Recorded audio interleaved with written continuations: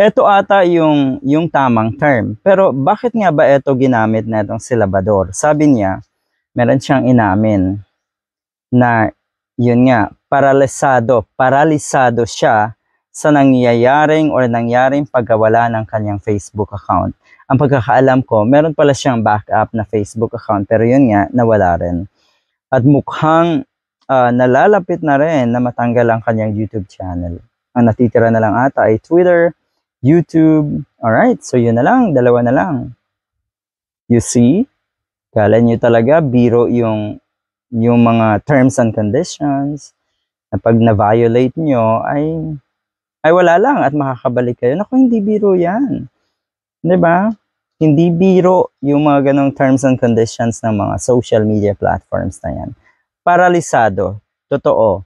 Dahil kumikita ka sa iyong YouTube, sa iyong mga social media platforms. Kaya eto, sa tingin ko, ang ibig sabihin mo dito ng paralisado ay wala kang kita. Masaklap? Oo.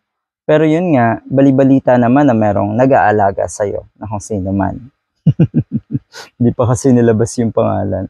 Pero yun, pasensya na, pero maraming baho na lumalabas sa isang tao or tungkol sa isang tao pag hindi maganda ang intention mo sa iyong mga ginagawa. Lalabas at lalabas talaga yung mga baho mo.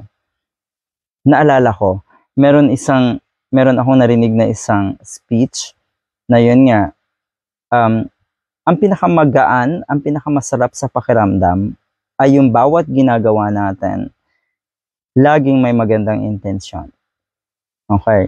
Laging may magandang hangarin. Dahil kung wala, ay di wag mo nang gawin yon. Wala kang peace of mind sa mga ganun eh. Yung nag-iisip ka na masama sa ibang tao, hindi po talaga maganda. Alright.